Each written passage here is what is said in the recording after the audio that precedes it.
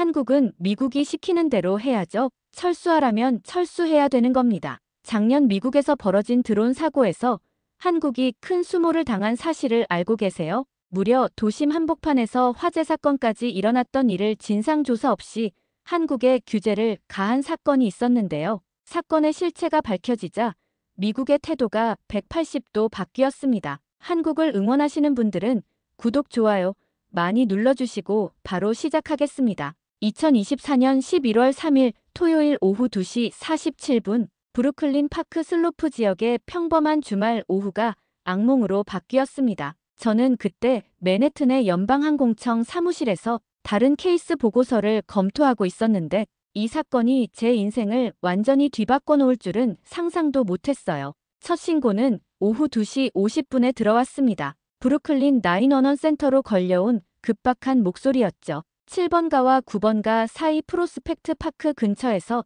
드론 한 대가 갑자기 제어를 잃고 추락했다는 내용이었어요. 처음에는 단순한 기계 결함으로 생각했던 목격자들이 점차 상황의 심각성을 깨닫기 시작했다고 했습니다. 추락한 드론은 무게 15kg짜리 배달용 모델이었어요.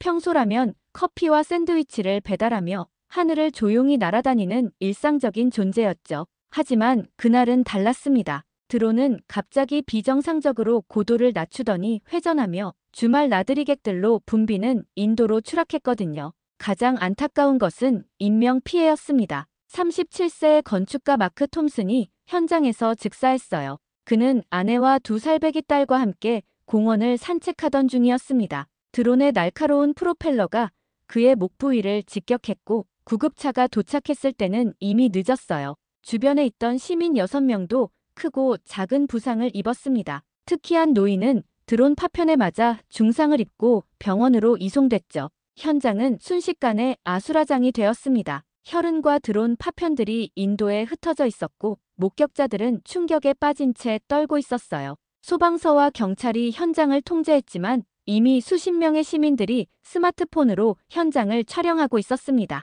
그 영상들은 곧바로 소셜미디어에 업로드됐죠. 문제의 드론에는 선명한 로고가 붙어 있었습니다. 한국 스타트업 에어허브의 주력 모델이었어요. 에어허브는 최근 몇 년 동안 미국 드론 배달 시장에서 빠르게 성장하고 있던 기업이었습니다. 그들의 기술력은 업계에서 인정받고 있었고 특히 도심 배달에 특화된 안전 시스템으로 유명했거든요. 그런 곳에서 이런 치명적인 사고가 발생했다는 게 믿기지 않았습니다. 오후 4시경부터 언론이 몰려들기 시작했어요. 지역 방송국들이 현장을 생중계했고 곧이어 전국 뉴스로 확산됐습니다. 저녁 뉴스에서는 이 사건을 톱뉴스로 다뤘어요.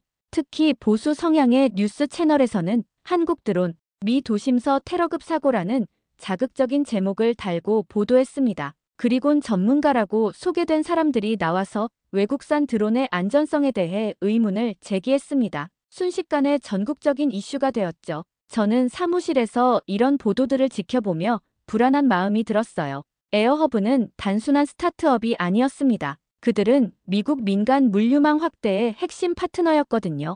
아마존과 월마트와 같은 대형 유통업체들과 배달 서비스 계약을 맺고 있었고 특히 도심 지역의 마지막 1마일 배달에서 혁신을 이끌고 있었어요. 그런 기업의 드론이 이런 끔찍한 사고를 일으켰다는 것이 믿기지 않았습니다. 그날 밤 연방항공청 본부는 긴급 상황실을 가동했습니다. 드론 안전과 관련된 민감한 사안이었기 때문이죠. 부서 내에서는 즉시 전담 조사팀을 구성하기로 결정했어요. 저는 이런 상황에 익숙했지만 이번에는 왠지 평소보다 더 신중하게 접근해야겠다는 생각이 들었습니다. 그날 밤 11시 30분 제 휴대폰이 요란하게 울렸습니다. 부서장인 데이비드 김슨의 긴급 전화였어요. 브루클린 드론 추락 사건의 현장 조사 책임자로 제가 지명됐다는 소식이었습니다. 사건이 심상치 않으니 내일 아침 첫 번째로 현장에 나가서 증거를 수집하라는 지시를 받았죠. 그동안 제가 담당했던 사고들은 대부분 명확한 원인이 있었어요. 기계적 결함이나 조종자의 실수, 때로는 기상 조건 때문이었거든요. 하지만 이번 사건은 처음부터 뭔가 다른 느낌이었습니다. 에어허브 드론의 안전 기록은 매우 우수했거든요. 새벽 5시, 저는 간단한 장비를 챙기며 이번 사건에 대해 생각해봤어요. 최근 몇 년간 드론 배달 서비스가 급속도로 확산되면서 관련 사고들이 종종 발생하고 있었습니다. 하지만 에어허브의 드론은 지금까지 안전성에서 좋은 평가를 받아왔거든요. 제가 아는 한 에어허브는 국제적으로 인정받는 드론 제조업체였어요. 브루클린에 도착한 저는 즉시 현장으로 향했습니다. 사고가 발생한 프로스펙트 파크 근처는 여전히 경찰 테이프로 둘러싸여 있었고 뉴욕 과학수사팀이 마무리 작업을 하고 있었어요. 어제의 혈흔은 대부분 치워졌지만 인도 곳곳에 드론 파편들이 흩어져 있었습니다. 현장에서 만난 수사관 리사 로드리게스는 저에게 상세한 브리핑을 해줬어요. 드론은 정상적인 배달 경로를 따라 비행하다가 갑자기 제어를 잃고 추락했다고 했습니다. 목격자들의 증언에 따르면 추락 직전 드론이 이상한 소리를 내며 불규칙하게 회전했다는 거였어요. 저는 수거된 드론 잔해를 자세히 살펴봤습니다. 프로펠러는 충격으로 부서졌고 본체도 심하게 손상되어 있었어요. 하지만 가장 중요한 부분인 블랙박스는 비교적 온전한 상태로 회수됐습니다. 이 블랙박스에는 드론의 모든 비행 데이터와 제어 명령어들이 기록되어 있거든요. 저는 블랙박스를 맨해튼의 기술 분석센터로 가져갔습니다. 제 동료인 테크니션 마크 핸더슨과 함께 즉시 데이터 분석에 착수했어요. 드론의 비행 기록을 하나씩 추적해보니 흥미로운 패턴이 보이기 시작했습니다. 사고 발생 3분 17초 전까지는 모든 것이 정상이었어요. 드론은 예정된 경로를 따라 안정적으로 비행하고 있었습니다. 고도 유지와 속도 조절 그리고 장애물 감지 시스템 모두 완벽하게 작동하고 있었죠. 그런데 갑자기 이상한 일이 벌어졌습니다. 오후 2시 44분 13초 드론의 내비게이션 시스템에 예상치 못한 명령어가 입력됐어요. 기존 배달 목적지를 무시하고 새로운 좌표로 향하라는 지시였습니다. 더 이상한 것은 이 명령어가 에어허브의 중앙 관제 시스템에서 온 것이 아니라는 점이었어요. 저는 마크와 함께 며칠 동안 이 데이터를 분석했습니다. 명령어의 출처를 추적해보니 더욱 복잡한 상황이 드러났어요. 신호는 여러 중계 서버를 거쳐 전송됐고 그 과정에서 원래 출처가 완전히 은폐되어 있었습니다. 마치 누군가가 의도적으로 추적을 어렵게 만든 것 같았어요. 가장 이상한 부분은 비행 경로 변경 명령이었습니다. 드론은 원래 브루클린 하이츠의 한 아파트로 피자를 배달하는 중이었어요. 하지만 갑자기 프로스펙트 파크 방향으로 급선회하라는 명령을 받았습니다. 그것도 고도를 크게 낮추면서 말이죠. 조작의 흔적은 매우 정교했습니다. 심지어 안전장치까지 무력화시켰거든요. 하지만 결정적인 증거는 부족했습니다. 해킹의 흔적은 있었지만 범인을 특정할 수는 없었어요. 신호의 최종 출처도 익명화 네트워크를 통해 완전히 감춰져 있었습니다. 법정에서 통할 만한 명확한 증거가 없었죠. 제가 분석 작업을 계속하는 동안 언론의 관심은 폭발적으로 증가하고 있었어요. 매일 아침 뉴스를 확인할 때마다 더 자극적인 헤드라인들이 눈에 들어왔습니다. 한국 드론의 안전성에 대한 의문이 계속 제기되고 있었고 일부 정치인들도 이 이슈에 편승하기 시작했어요. 저는 상부에 중간 보고서를 제출했습니다. 드론이 외부 조작에 의해 추락했을 가능성이 높다는 내용이었어요. 하지만 데이비드 김슨 부서장의 반응은 예상과 달랐습니다. 증거가 불충분하다며 더 확실한 결과를 요구했거든요. 그런데 제가 분석을 계속하고 있던 바로 그 순간 더 큰 문제가 터지고 있었습니다. 브루클린 사고 발생 이틀 후인 11월 5일 화요일 오전 에어허브에서 긴급 기자회견을 열었습니다. 저는 FAA 사무실에서 생중계로 지켜봤어요. 에어허브 미국 법인 대표인 정지훈이 기자들 앞에 섰는데 30대 중반으로 보이는 그의 얼굴에는 깊은 피로감이 역력했습니다. 정지훈은 매우 신중한 어조로 브루클린에서 추락한 드론이 에어허브의 정품이 아닐 가능성이 높다고 주장했어요. 시리얼 넘버와 펌웨어 버전을 재검토한 결과 정식 생산 기록에서 찾을 수 없다는 거였습니다. 또한 최근 아시아 지역에서 에어허브 브랜드를 모방한 위조 드론들이 유통되고 있다는 보고를 받았다고 설명했죠. 하지만 기자들의 반응은 차가웠어요. 한 기자가 날카롭게 질문했습니다. 그렇다면 에어허브 로고가 선명하게 붙어 있고 정식 배달 서비스 중이던 드론이 어떻게 위조품이 될 수 있느냐는 거였어요. 정지훈이 잠시 망설이더니 공급망 관리에 허점이 있었을 수 있다고 인정하는 순간 저는 화면 너머로도 분위기가 급격히 나빠지는 것을 느낄 수 있었습니다. 이 발언은 오히려 더 큰 논란을 불러일으켰어요. 기자회견이 끝나자마자 소셜미디어에서는 책임 회피라는 해시태그가 트렌드에 올랐습니다. 저는 이런 반응들을 보면서 우려가 깊어졌어요. 제가 발견한 해킹 증거들은 아직 공개되지 않은 상태였는데 이미 여론이 한쪽으로 기울고 있었거든요. 그날 저녁부터 상황은 더욱 심각해졌습니다. 미국 안전우선 연합이라는 단체가 수입 드론 퇴출하라는 온라인 청원을 시작했어요. 청원 내용을 읽어보니 상당히 감정적이었습니다. 미국 시민들의 안전을 외국 기업의 이익보다 우선시해야 한다는 논리였죠. 이 청원의 확산 속도는 정말 놀라웠어요. 하루 만에 5만 명의 서명을 받았고 일주일 후에는 25만 명을 넘어섰습니다. 하지만 IT 전문가인 제 눈에는 뭔가 이상한 점이 보였어요. 확산 패턴이 너무 체계적이었거든요. 호기심에 서명자 데이터를 자세히 들여다보니 더욱 의심스러웠습니다. 초기 서명자들 중 상당수가 생성된 지 얼마 안 된 계정들이었어요. 프로필 사진도 대부분 스톡 이미지였고 활동 기록도 거의 없었습니다. 더 이상한 것은 새벽 시간대에 갑자기 수천 명의 서명이 몰리는 패턴이 반복된다는 점이었어요. 마치 어떤 세력이 의도적으로 여론을 조작하고 있는 것 같았습니다. 게다가 자극적인 보도인 만큼 언론도 이런 분위기에 편승하고 있었습니다. 저는 이런 상황을 지켜보면서 점점 답답함을 느꼈습니다. 물론 국가 안보는 중요한 문제지만 아직 사고 원인도 제대로 밝혀지지 않은 상황에서 성급하게 결론을 내리는 것은 위험했거든요.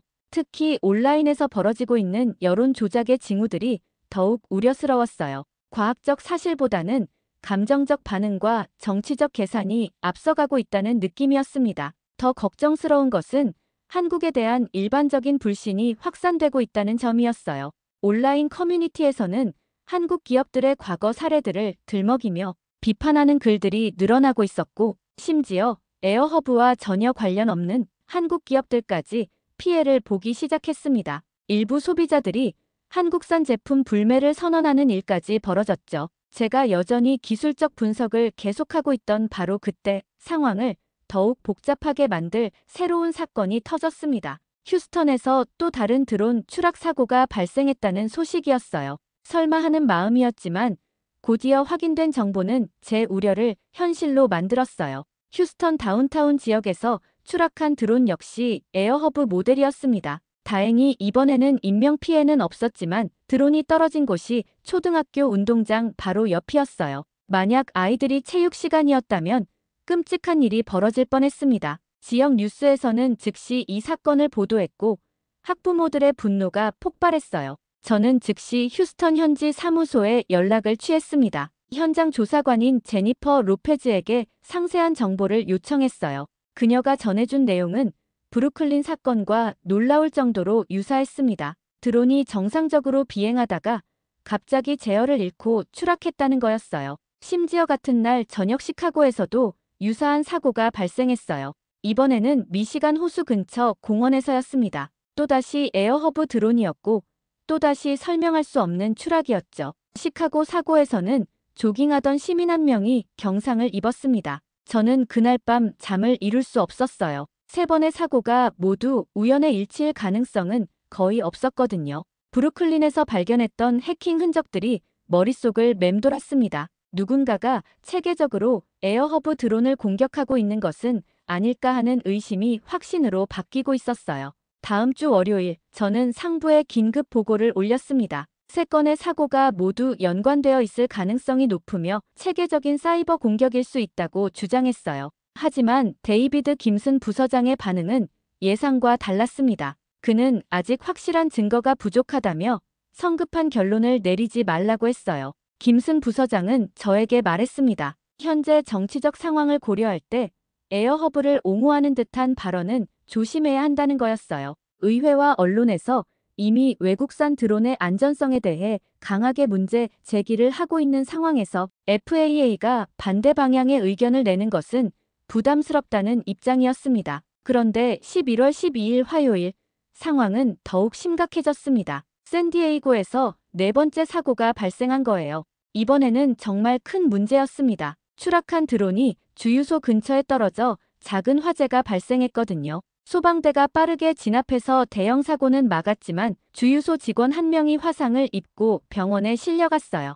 이 사건이 보도되자 전국적으로 패닉 상태가 됐습니다. 샌디에이고 시장이 긴급 기자회견을 열고 시내 모든 드론 배달 서비스를 일시 중단한다고 발표했어요. 다른 주요 도시들도 비슷한 조치를 검토하기 시작했습니다. 저는 더 이상 침묵할 수 없었어요. 4번의 사고 모두에서 동일한 해킹 패턴을 발견했다는 중간 보고서를 작성했습니다. 에어허브가 피해자일 가능성이 높으며 누군가가 의도적으로 이들의 드론을 조작하고 있다는 내용이었어요. 하지만 상부의 반응은 명확한 증거가 나오기 전까지는 이 내용을 외부에 알릴 수 없다는 입장이었죠. 그러던 중 11월 15일 금요일 오후 백악관에서 폭탄 발언이 나왔습니다. 대변인이 정례 브리핑에서 안전상 이유로 에어허브 드론의 전면 리콜 조치를 단행한다고 발표한 거예요. 또한 관련 조사가 완료될 때까지 에어허브의 미국 내 모든 사업 활동을 중단시킨다고 했습니다. 아직 제대로 된 조사 결과도 나오지 않았는데 이렇게 급작스러운 결정이 내려진 거였습니다. 물론 시민들의 안전이 최우선이지만 무고한 기업이 피해를 볼 수도 있는 상황이었거든요. 백악관 발표 직후 에어허브의 주가는 폭락했습니다. 하루 만에 60% 이상 떨어졌어요. 한국 본사에서는 긴급 이사회를 소집했고 미국 법인 직원들은 대량 해고 위기에 몰렸습니다. 정지훈 대표는 기자들에게 억울함을 호소했지만 이미 여론은 돌이킬 수 없을 정도로 악화된 상태였어요. 더 안타까운 것은 에어허브와 협력하던 미국 기업들도 피해를 보기 시작했다는 점이었습니다. 드론 부품을 공급하던 텍사스의 중소기업들이 계약 취소로 어려움을 겪고 있었고 에어허브 드론을 이용해 배달 서비스를 하던 음식점들도 대안을 찾아야 하는 상황이 됐어요. 저는 이런 상황을 지켜보면서 점점 무력감을 느꼈습니다. 제가 발견한 기술적 증거들은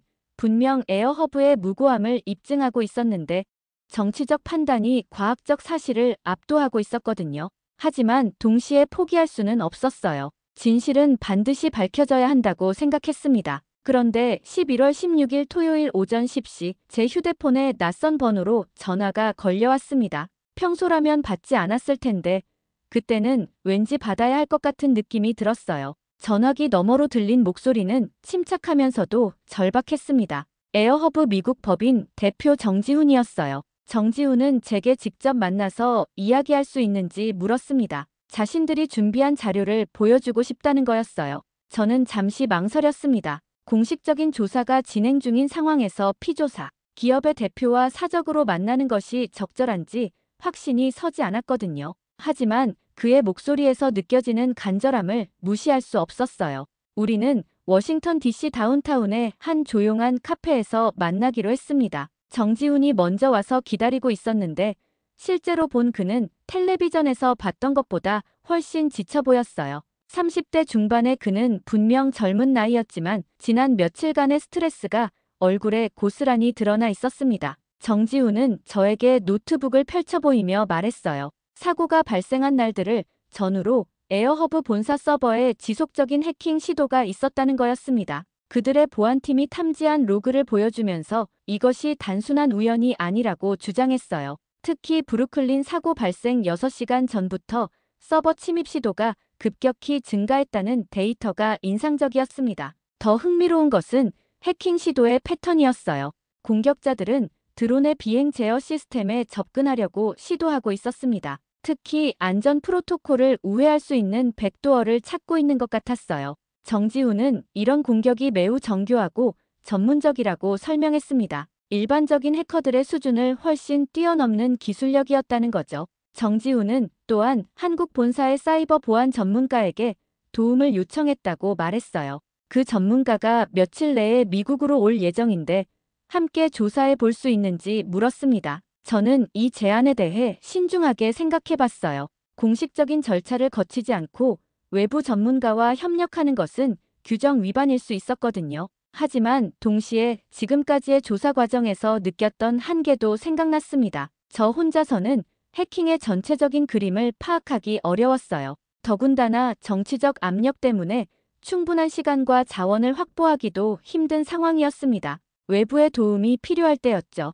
결국 저는 정지훈의 제안을 받아들이기로 했습니다. 다만 모든 과정을 투명하게 진행하고 발견된 증거들은 공식 조사에 활용하겠다는 조건을 달았어요. 정지훈은 기꺼이 동의했습니다. 그는 진실만 밝혀지면 된다고 말했어요. 사흘 후 한국에서 온 보안 전문가를 만났습니다. 박서진이라는 30대 여성이었는데 첫인상이 매우 인상적이었어요. 작은 체구에 날카로운 눈빛을 가진 그녀는 자신감 넘치는 모습이었습니다. 정지훈의 소개에 따르면 박서진은 원래 화이트 해커였다가 기업 보안 컨설팅으로 전향한 인물이었어요. 박서진과의 첫 미팅은 FAA 기술 분석센터에서 열렸습니다. 저는 그녀에게 지금까지 수집한 모든 데이터를 보여줬어요. 브루클린에서 시작해서 샌디에이고까지 4번의 사고에서 발견된 해킹 흔적들을 상세히 설명했습니다. 박서진은 제 설명을 들으면서 가끔씩 고개를 끄덕이거나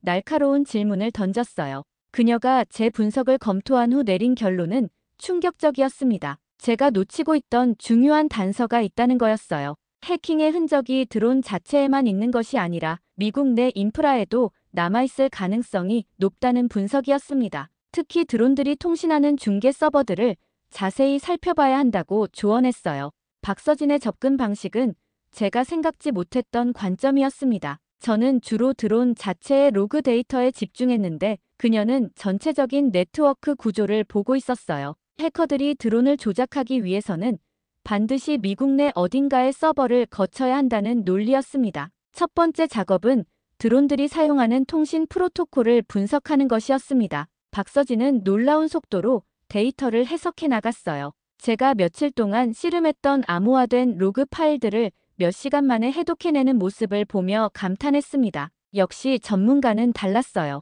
하지만 더 놀라운 것은 그녀가 발견한 내용이었습니다. 4번의 사고 모두에서 동일한 디지털 지문이 발견된 거예요. 해커가 사용한 도구와 기법이 완전히 같았습니다. 이는 우연의 일치가 아니라 체계적인 공격이라는 확실한 증거였어요. 그날 저녁 작업을 마치며 박서진이 저에게 말했습니다. 이번 사건은 단순한 해킹이 아니라 더 큰 그림의 일부일 가능성이 높다는 거였어요. 누군가가 에어허브를 의도적으로 제거하려고 하고 있으며 그 배후에는 상당한 자원과 기술력을 가진 세력이 있을 것이라고 분석했습니다. 다음 날 박서진은 먼저 제가 수일 동안 해결하지 못했던 암호화 문제부터 손을 댔습니다. 드론의 블랙박스에서 추출한 데이터 중 일부가 알 수 없는 방식으로 암호화되어 있었거든요. 저는 이 부분을 해독하려고 여러 방법을 시도했지만 번번이 실패했었어요. 하지만 박서진은 단 3시간 만에 암호화를 풀어냈습니다. 해독된 데이터를 보는 순간 저는 소름이 돋았어요. 드론의 내부 로그가 조작된 흔적이 명확하게 드러났거든요. 누군가가 원래의 비행 기록을 지우고 가짜 데이터로 덮어 씌웠던 거였습니다. 이는 단순한 해킹을 넘어선 정교한 증거 은폐 작업이었어요. 그런데 박서진이 발견한 더 중요한 단서가 있었습니다. 해킹에 사용된 도구들의 디지털 서명을 추적해보니 미국 내의 한 하청업체 서버에서 의심스러운 활동 기록이 포착된 거예요. 그 업체는 테크노솔루션즈라는 IT 서비스 회사였는데 에어허브와는 직접적인 관련이 없어 보였습니다. 저는 즉시 테크노솔루션즈에 대한 정보를 조사했어요. 겉보기에는 평범한 중소 IT 기업이었지만 자세히 들여다보니 이상한 점들이 발견됐습니다. 회사 설립 시기가 에어허브가 미국 시장에 진출한 시점과 거의 일치했고 주요 고객들도 모두 드론 관련 업체들이었어요. 박서진은 더 나아가 테크노솔루션즈의 네트워크 구조를 분석했습니다. 놀랍게도 이 회사의 서버들이 에어허브의 드론 관제 시스템과 연결될 수 있는 백도어를 가지고 있었어요. 공식적으로는 기술 지원 목적이라고 되어 있었지만 실제로는 드론의 핵심 데이터에 직접 접근할 수 있는 권한을 가지고 있었습니다. 해커들이 외부에서 에어허브 시스템을 뚫은 것이 아니라 내부 협력업체를 통해 접근했을 가능성이 높다는 거였거든요. 저는 즉시 테크노솔루션즈의 직원들에 대해서도 조사했습니다. 특히 주목한 것은 수석 기술자인 제임스 왕이라는 인물이었어요. 중국계 미국인인 그는 과거 여러 드론 제조업체에서 근무한 경력이 있었습니다. 이력서를 보니 기술력은 상당한 것 같았지만 뭔가 의심스러운 부분들이 있었어요. 4번의 드론 사고가 발생한 시점들을 전후로 테크노솔루션즈의 서버에서 대량의 데이터 전송이 있었다는 기록이 남아 있었습니다. 심지어 데이터가 전송된 곳은 중국의 IP 주소들이었습니다. 더 정확히는 중국의 여러 VPN 서버들을 거쳐 최종 목적지가 은폐된 상태였어요. 하지만 박서진의 고급 추적 기술을 통해 일부 실제 목적지를 확인할 수 있었습니다. 그곳은 중국의 대형 기술 기업들이 몰려있는 선전 지역이었어요. 이 모든 정보를 종합해보니 하나의 그림이 그려지기 시작했습니다. 누군가가 체계적으로 에어허브를 공격하고 있었고 그 배후에는 상당한 기술력과 자원을 가진 세력이 있었어요. 단순한 개인의 범행이 아니라 조직적이고 계획적인 산업 공작일 가능성이 높았습니다. 박서진은 저에게 말했어요. 이런 수준의 공격을 수행할 수 있는 주체는 많지 않다고 했습니다. 국가급 해킹 그룹이거나 아니면 국가의 지원을 받는 기업 조직일 가능성이 높다는 분석이었어요. 특히 중국으로 향하는 데이터 전송 패턴을 보면 중국 내 어떤 세력이 관련되어 있을 것이라고 추정했습니다. 하지만 여전히 결정적인 증거는 부족했어요. 정황상 의심스러운 부분들은 많았지만 법정에서 통할 수 있는 명확한 증거는 아니었거든요. 더군다나 국제적인 해킹 사건이다 보니 수사 권한의 한계도 있었습니다. 그런데 바로 그때 예상치 못한 새로운 단서가 나타났습니다. 우리는 FAA가 보유한 전국 드론 운항 데이터를 분석하기 시작했어요. 작업을 시작한 지 몇 시간 만에 이상한 점을 발견했습니다. 9월 15일을 기점으로 전국의 드론 네트워크에서 비정상적인 통신 패턴이 나타나기 시작했다는 거였어요. 특히 뉴욕, 휴스턴, 시카고, 샌디에이고 지역에서 이런 현상이 두드러졌습니다. 공교롭게도 이 도시들이 나중에 드론 추락 사고가 발생한 곳들이었죠. 그런데 누군가가 도시별로 분산되어 있던 드론 관제 시스템을 하나의 중앙 집중식 네트워크로 통합하려는 시도를 하고 있었어요. 겉보기에는 효율성 향상을 위한 기술적 개선처럼 보였지만 실제로는 전체 시스템을 한 곳에서 통제할 수 있는 구조를 만들고 있었습니다. 이런 변화는 공식적인 승인 절차를 거치지 않고 이루어지고 있었어요. 각 지역의 관제 시스템에 소프트웨어 업데이트라는 명목으로 조용히 설치되고 있었습니다. 업데이트를 제공한 주체를 추적해보니 또다시 테크노솔루션즈의 이름이 나타났어요. 저는 이 발견에 소름이 돋았습니다. 만약 누군가가 전국의 드론 네트워크를 하나의 시스템으로 통합한다면 그 사람은 미국 전체의 드론 배달망을 마음대로 조작할 수 있게 되는 거였어요. 수천 대의 드론을 동시에 제어하거나 원하는 곳에 원하는 물건을 배달시킬 수도 있었습니다. 국가 안보 차원에서 매우 위험한 상황이었죠. 이 시점은 놀랍게도 에어허브가 미국 시장에서 빠르게 성장하기 시작한 시점과 거의 일치했어요. 즉, 누군가가 에어허브의 성장을 견제하면서 동시에 미국의 드론 인프라를 장악하려는 이중의 전략을 구사하고 있었던 거였습니다. 공식적으로는 보안 강화와 성능 개선이라고 되어 있었지만 실제로는 외부에서 시스템에 접근할 수 있는 백도어들이 여러 개 설치되고 있었습니다. 이런 백도어들은 매우 교묘하게 숨겨져 있어서 일반적인 보안 검사로는 발견하기 어려웠어요. 박서진이 이런 패턴들을 분석하면서 한 가지 흥미로운 가설을 제시했습니다. 해커들의 최종 목표가 단순히 에어허브를 망가뜨리는 것이 아니라 미국 전체의 드론 배달 시스템을 장악하는 것일 수도 있다는 거였어요. 에어허브를 제거하는 것은 그 과정의 첫 번째 단계에 불과할 수도 있다는 분석이었습니다. 이런 관점에서 보면 지금까지 일어났던 모든 일들이 다른 의미로 해석됐어요. 브루클린에서 시작된 사고들, 급속히 확산된 반한 여론, 그리고 정치권의 성급한 대응까지 모든 것이 하나의 큰 계획의 일부였을 가능성이 있었습니다. 우리는 이런 통합 시스템이 완성되면 어떤 일이 벌어질 수 있는지 시뮬레이션 해봤어요. 결과는 끔찍했습니다. 해커들이 원한다면 전국의 드론들을 동시에 멈춰 세울 수도 있고 반대로 모든 드론을 한 곳으로 집중시킬 수도 있었어요. 심지어 드론들을 무기로 사용하는 것도 불가능하지 않았습니다. 이때까지 찾았던 것들을 종합해보니 하나의 큰 그림이 그려지기 시작했어요. 누군가가 매우 치밀하게 계획을 세워서 미국의 드론 시장을 재편하려 하고 있었고 그 과정에서 에어허브는 제거해야 할 장애물이었던 거였습니다. 하지만 여전히 결정적인 증거는 부족했고 이런 음모의 실체를 밝히기 위해서는 더 깊이 파고들어야 했습니다. 11월 25일 월요일 아침, 저는 평소보다 일찍 사무실에 출근했습니다. 주말 동안 박서진과 함께 분석한 자료들을 정리해서 상부에 보고해야 했거든요. 그런데 사무실에 도착하자마자 동료 분석가인 마크 핸더슨이 흥미로운 소식을 전해줬어요. 에어허브가 리콜 조치로 시장에서 퇴출된 이후 그 자리를 노리는 새로운 기업이 나타났다는 거였습니다. 델타트랙이라는 회사였는데 정부의 드론 배달망 신규 입찰에 참여하겠다고 공식 발표했어요. 마크는 이 회사가 갑자기 어디서 나타난 건지 궁금하다고 말했습니다. 저는 즉시 델타트랙에 대한 정보를 수집하기 시작했어요. 회사 웹사이트를 보니 2023년에 설립된 비교적 신생 기업이었습니다. 본사는 캘리포니아 산호세에 있었고 드론 기술과 물류 자동화를 전문으로 한다고 소개되어 있었어요. 겉보기에는 전형적인 실리콘밸리 스타트업 같아 보였습니다. 하지만 뭔가 이상한 점들이 눈에 들어왔어요.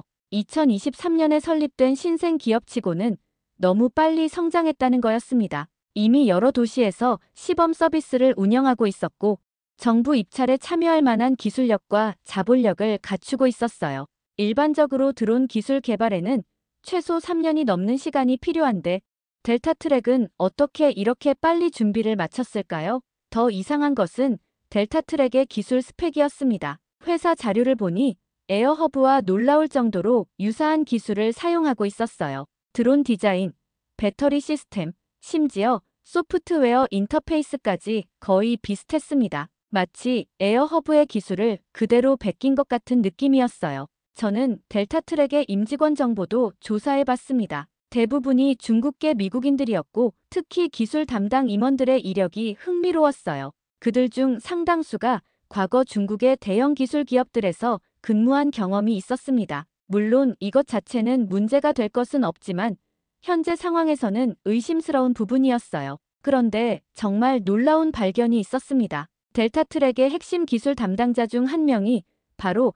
테크노솔루션즈에서 근무했던 제임스 왕이었어요. 그가 언제 이직했는지 확인해보니 에어허브 리콜 조치가 발표된 바로 다음 날이었습니다. 타이밍이 너무 절묘했어요. 저는 박서진에게 이 사실을 알렸습니다. 그녀도 매우 흥미로워하며 델타트랙에 대한 더 자세한 조사를 제안했어요. 특히 제임스 왕이 테크노솔루션즈에서 델타트랙으로 이직하면서 어떤 기술이나 정보를 가져갔는지 알아봐야 한다고 했습니다. 박서진은 델타트랙의 드론 기술 사양을 분석하면서 놀라운 사실을 발견했어요. 그들이 사용하는 보안 프로토콜이 에어허브의 것과 거의 동일했다는 거였습니다. 더 정확히는 에어허브 시스템의 보안 취약점을 이미 알고 있는 상태에서 그것을 보완한 버전을 만들어낸 것 같았어요. 이는 매우 의미심장한 발견이었습니다. 만약 제임스 왕이 에어허브 시스템을 해킹하면서 얻은 정보를 델타트랙에 제공했다면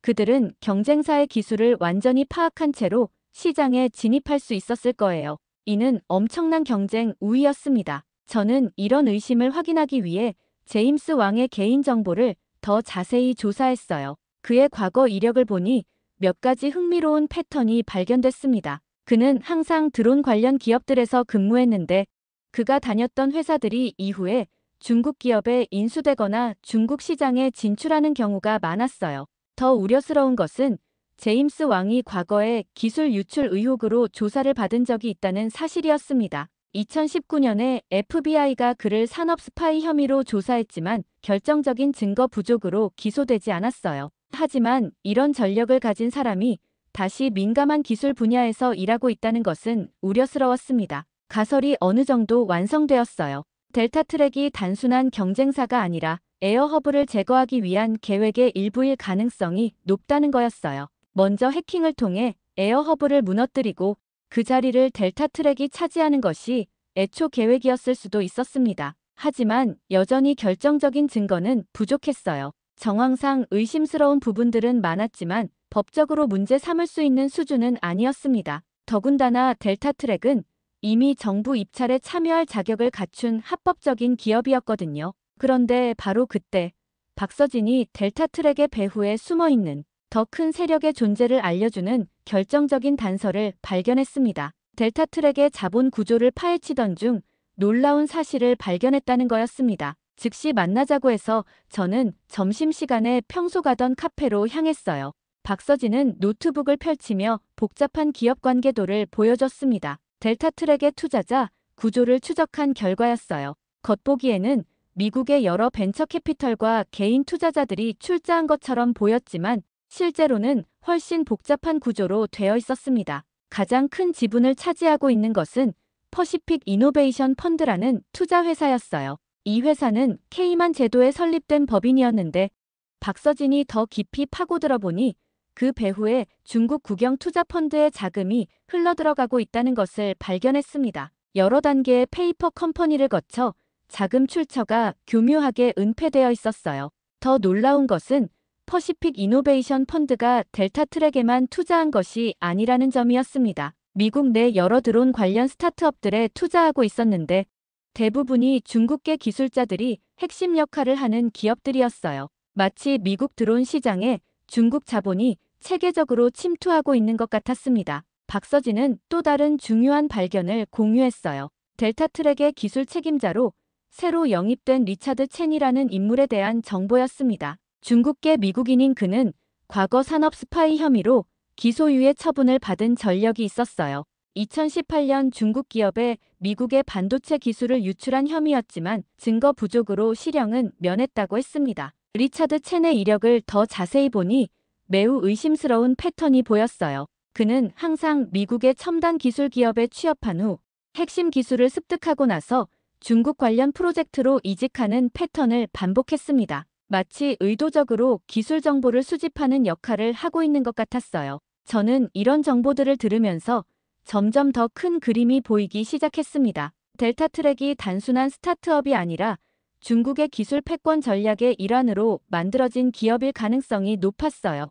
에어허브를 제거하고 미국 드론 시장을 장악하려는 장기적인 계획의 실행체였을 수도 있었습니다. 이런 패턴을 보면 단순한 사업적 투자가 아니라 전략적 기술 획득을 목적으로 한 것이라는 판단이 들었어요. 특히 드론 기술은 민간용뿐만 아니라 군사용으로도 활용할 수 있는 이중용도 기술이었기 때문에 국가 안보 차원에서도 매우 민감한 분야였습니다. 저는 박서진에게 물었어요. 이 정도 규모의 작전을 수행하려면 얼마나 많은 자원과 인력이 필요할지 말이에요.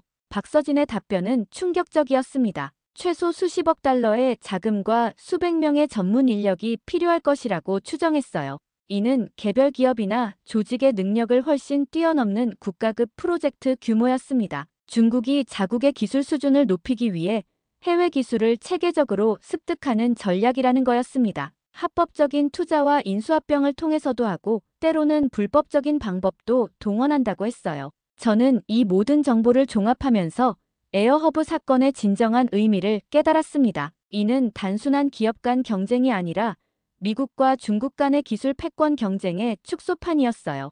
에어허브라는 한국 기업은 그 과정에서 희생양이 된 것이었습니다. 그날 저녁 정지훈으로부터 급한 전화가 왔습니다. 목소리가 평소보다 더 침착했지만 그 안에 단호함이 느껴졌어요. 에어허브의 운명을 결정할 중요한 결정을 내렸다고 말하며 저와 박서진을 만나고 싶다고 했습니다. 저는 박서진에게 연락해서 그날 밤 늦게 비공식 미팅을 갖기로 했어요. 장소는 알링턴의 한 조용한 레스토랑이었습니다. 저녁 시간이 지나 손님들이 거의 없는 상황이라 대화하기에 적당했어요. 정지훈은 이미 와서 기다리고 있었는데 지난 며칠 사이에 더 야윈 것 같아 보였습니다. 에어허브의 위기 상황이 그에게 얼마나 큰 스트레스를 주고 있는지 알 수 있었어요. 정지훈은 우리에게 솔직하게 말했습니다. 현재 상황으로는 에어허브가 정상적인 방법으로 명예를 회복하기 어렵다는 거였어요. 정부의 리콜 조치, 언론의 부정적 보도, 그리고 여론의 악화까지 모든 것이 에어허브에게 불리하게 돌아가고 있었습니다. 이대로 가면 회사는 파산할 수밖에 없었어요. 하지만 정지훈은 포기하지 않겠다고 말했습니다. 지금까지 우리가 발견한 증거들이 에어허브의 무고함을 입증하고 있지만 아직 결정적인 증거가 부족하다는 것도 인정했어요. 그래서 더 직접적인 방법이 필요하다고 판단했다는 거였습니다. 박서진이 조심스럽게 물었어요. 정지훈이 말하는 직접적인 방법이 정확히 무엇인지 말이에요. 정지훈은 잠시 망설이더니 말했습니다. 델타 트랙의 내부 시스템에 침입해서 그들의 실제 계획과 배후 세력을 확인하자는 거였어요. 물론 이는 불법적인 행위였지만 다른 방법으로는 진실을 밝힐 수 없을 것 같다고 했습니다. 저는 이 제안을 듣고 깜짝 놀랐어요. 정부 공무원인 제가 해킹에 참여한다는 것은 상상할 수 없는 일이었거든요. 적발되면 직장을 잃는 것은 물론이고 범죄자가 될 수도 있었습니다. 하지만 동시에 지금까지 발견한 모든 증거들이 머릿속을 스쳐 지나갔어요. 박서진은 정지훈의 제안에 대해 더 구체적인 질문을 했습니다. 어떤 방식으로 접근할 것인지, 어떤 정보를 찾을 것인지, 그리고 가장 중요하게는 어떻게 법적 문제를 피할 것인지 말이에요. 박서진의 질문들을 보니 그녀도 이 제안을 진지하게 고려하고 있다는 것을 알 수 있었어요. 정지훈은 준비해온 계획을 설명했습니다. 먼저 윤리적 해킹 전문가의 도움을 받아서 법적 리스크를 최소화하자는 거였어요. CIA 출신으로 현재 민간 보안 컨설팅을 하고 있는 전문가를 알고 있다고 했습니다. 그 사람의 도움을 받으면 미국 법을 위반하지 않는 선에서 정보를 수집할 수 있을 것이라고 설명했어요. 또한 정지훈은 에어허브가 이미 기술적으로 죽은 기업이나 마찬가지라고 말했습니다. 잃을 것이 더 이상 없는 상황에서는 과감한 선택이 필요하다는 거였어요. 만약 이번 기회를 놓치면 영원히 진실을 밝힐 수 없을 것이고 에어허브뿐만 아니라 미국의 기술 보안에도 큰 위협이 될 것이라고 주장했습니다. 저는 이런 제안을 들으면서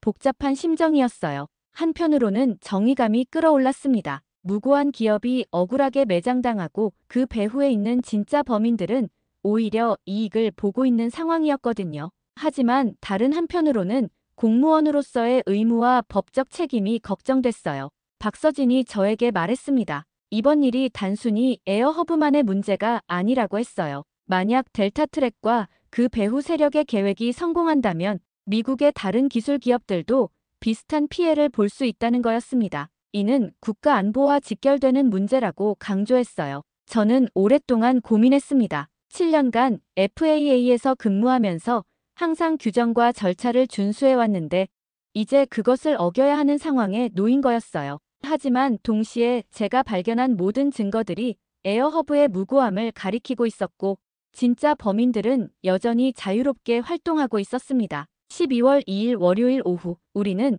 워싱턴 DC 외곽의 한 조용한 사무실 건물에서 만났습니다. 정지훈이 소개한 윤리 해킹 전문가 데이비드 크로스를 처음 만나는 자리였어요. 50대 초반으로 보이는 그는 전형적인 IT 전문가의 모습이었지만 눈빛에서 오랜 경험에서 나오는 날카로움이 느껴졌습니다. 데이비드는 자신의 경력을 간단히 소개했어요. CIA에서 15년간 사이버 작전을 담당했고 현재는 정부 기관과 민간 기업을 대상으로 보안 컨설팅을 하고 있다고 했습니다. 특히 합법적인 범위 내에서 사이버 위협을 조사하는 분야의 전문가라고 강조했어요.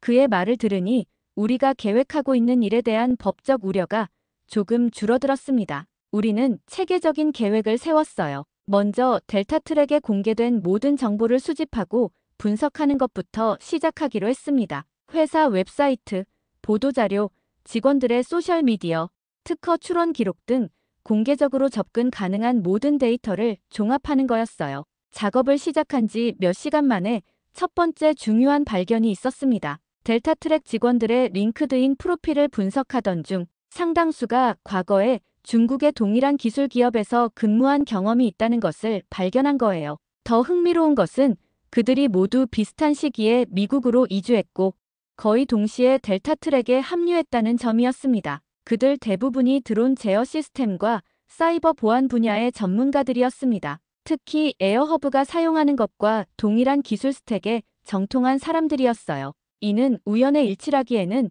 너무 정교한 구성이었습니다. 가장 충격적인 발견은 델타트랙의 내부 문서에서 나왔습니다. 데이비드가 합법적인 경로를 통해 입수한 자료였는데 회사의 사업 계획서에 매우 구체적인 시장 점유 전략이 기술되어 있었어요. 그 중에는 기존 경쟁사 제거를 통한 시장 진입이라는 표현이 명시되어 있었습니다. 더 자세히 들여다보니 이 계획서는 에어허브 사고가 발생하기 몇 달 전에 작성된 것이었어요. 계획서에는 한국 경쟁사의 기술적 취약점 활용이라는 항목도 있었습니다. 이는 단순한 시장 분석을 넘어서 의도적인 공작 계획처럼 보였어요.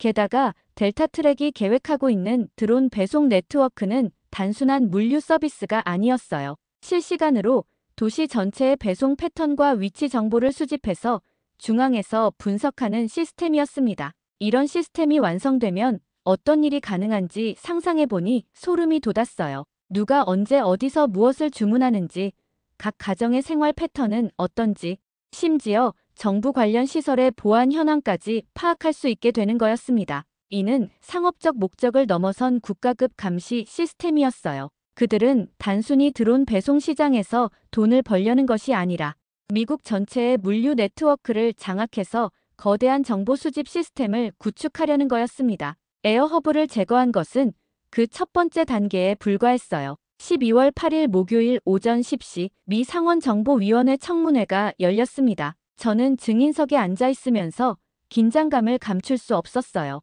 지난 일주일 동안 우리가 수집한 모든 증거들을 정리해서 공식 보고서로 작성했고, 이제 그것을 국회의원들 앞에서 발표해야 하는 순간이었습니다. 청문회장은 긴장감으로 가득했어요. 방청석에는 언론인들과 관련 업계 종사자들이 빼곡히 앉아 있었습니다. 카메라들이 저를 향해 있었고 마이크 앞에 앉으니 제 심장 소리가 들릴 것 같았어요. 하지만 동시에 드디어 진실을 밝힐 수 있다는 안도감도 있었습니다. 정보위원회 위원장인 존 맥코넬 상원의원이 청문회를 시작했습니다. 그는 에어허브 드론 추락 사건이 미국의 국가 안보에 미친 영향과 향후 대응 방안을 논의하기 위해 이 자리를 마련했다고 설명했어요. 저는 FAA 사이버 보안 분석관으로서 기술적 조사 결과를 증언하라는 요청을 받았습니다. 저는 먼저 지난 한 달간의 조사 과정을 체계적으로 설명했어요. 브루클린에서 시작된 첫 번째 사고부터 샌디에이고까지 4번의 드론 추락 사건이 모두 체계적인 사이버 공격의 결과라는 것을 입증하는 기술적 증거들을 제시했습니다. 의원들의 표정이 점점 진지해지는 것을 볼 수 있었어요. 그 다음으로는 테크노솔루션즈와 델타트랙의 연관성에 대해 증언했어요. 하청업체를 통한 내부 침투, 핵심 기술자의 의심스러운 이직, 그리고 중국 자본의 은밀한 개입까지 모든 증거들이 하나의 거대한 산업 공작을 가리키고 있다고 설명했습니다. 맥코넬 위원장이 날카로운 질문을 던졌어요.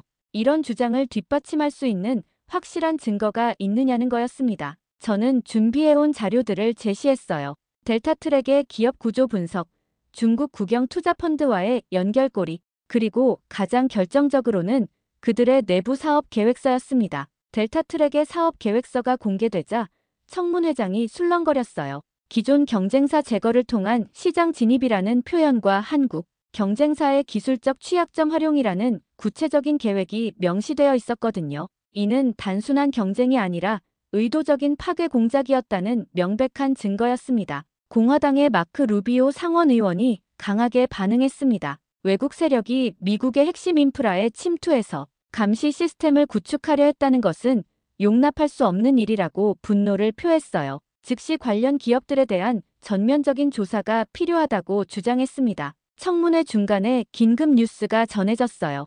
FBI가 테크노솔루션즈와 델타트랙에 대한 동시 압수수색을 실시했다는 소식이었습니다. 제 증언 내용을 바탕으로 법 집행기관들이 즉시 수사에 착수한 거였어요. 청문회장의 분위기가 더욱 긴장감으로 가득해졌습니다. 오후 세션에서는 에어허브의 정지훈 대표도 증언했어요. 그는 자신의 회사가 억울하게 매장당한 과정을 생생하게 증언했습니다. 특히 사고 직후부터 체계적으로 이루어진 여론 조작과 정치적 압력에 대해 구체적인 사례들을 제시했어요. 그날 저녁 뉴스는 청문회 내용을 대대적으로 보도했습니다. 에어허브 사건의 진실이 밝혀지면서 국민들의 분노가 델타트랙과 그 배후 세력을 향해 돌아섰어요. 소셜미디어에서는 에어허브에 대한 사과와 지지 메시지들이 쏟아져 나왔습니다. 저는 그날 밤 집으로 돌아가면서 드디어 진실이 승리했다는 안도감을 느꼈어요. 하지만 동시에 이것이 끝이 아니라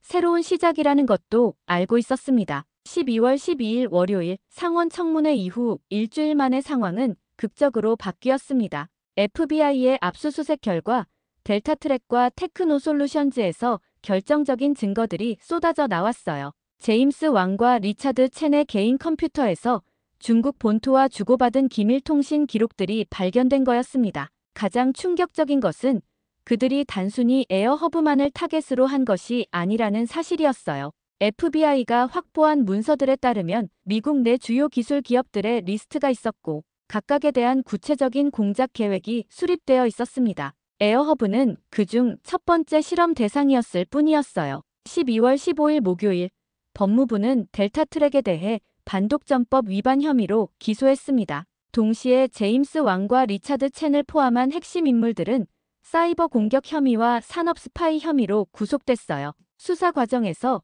그들이 중국 정부와 직접적인 연결고리를 가지고 있었다는 증거도 발견됐습니다. 델타트랙의 해체 소식이 전해지자 전국적으로 큰 반향이 일었어요. 특히 기술업계에서는 외국 세력의 침투가 이렇게까지 체계적이고 정교했다는 사실에 충격을 받았습니다. 실리콘밸리의 여러 기업들이 자체적인 보안 점검에 나서기 시작했어요. 하지만 가장 의미 있는 변화는 정부 차원에서 일어났습니다. 12월 18일 일요일 백악관에서 긴급 기자회견이 열렸어요.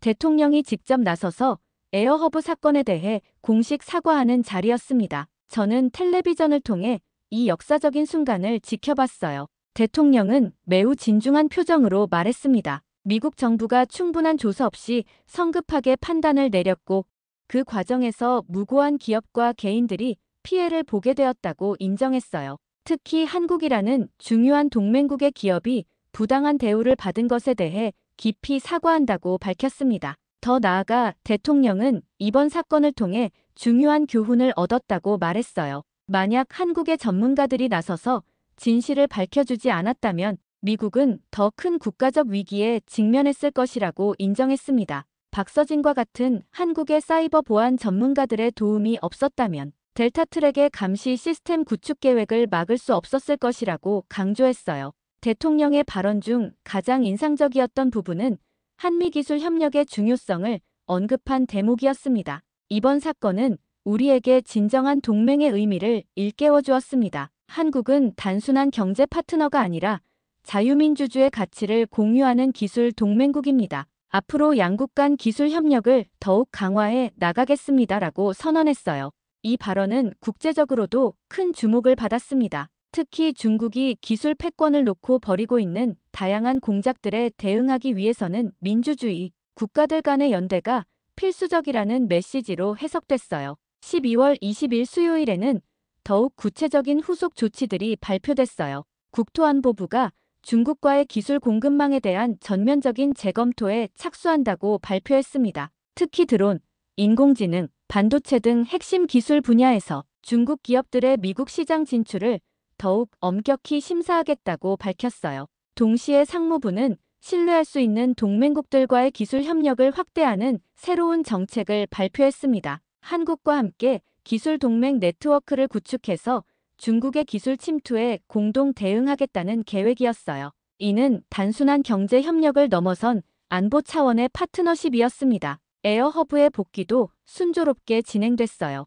12월 22일 금요일 연방정부는 에어허브와 정식 파트너십을 재체결한다고 발표했습니다. 리콜 조치는 완전히 철회됐고 정부가 에어허브의 피해 보상에도 나서기로 했어요. 또한 에어허브를 미국 도심 재건 프로젝트의 주요 드론 공급사로 지정했습니다. 정지우는 기자회견에서 감격스러운 표정을 감추지 못했어요. 그는 이번 사건을 통해 진실의 힘을 확인할 수 있었다고 말했습니다. 특히 국경을 넘나드는 전문가들의 협력이 없었다면 불가능했을 일이라고 감사 인사를 전했어요. 하지만 가장 중요한 성과는 시스템의 변화였습니다. 의회는 외국 기업의 미국 시장 진출에 대한 새로운 심사 기준을 마련했어요. 단순히 경제적 이익만을 고려하는 것이 아니라 국가 안보와 기술 주권도 함께 평가하는 종합적인 시스템이었습니다. 또한 사이버 보안 분야에서도 큰 변화가 있었어요. 국가적 차원에서 외국의 사이버 공작을 탐지하고 대응하는 전담기구가 신설됐습니다. 저도 이 기구의 핵심 멤버로 참여하게 됐어요. 박서진은 미국 정부로부터 사이버 자문관 역할을 제안받았습니다. 한국과 미국을 오가며 양국 간 사이버 보안 협력을 강화하는 역할이었어요. 그녀의 전문성이 국제적으로 인정받은 거였습니다. 12월이 끝나갈 무렵 저는 지난 한 달을 되돌아보며 많은 것을 느꼈어요. 진실은 때로 복잡하고 어려운 길을 통해서만 밝혀지지만 포기하지 않으면 반드시 승리한다는 것을 확인할 수 있었습니다. 그리고 국경을 넘나드는 협력이 얼마나 중요한지도 깨달았어요. 한국의 기술자들이 정말 자랑스러운 사연이었는데요. 오늘 사연 끝까지 들어주셔서 감사합니다. 지금 이 시간에도 한국의 발전을 위해 노력하고 계신 분들께 댓글 많이 부탁드립니다.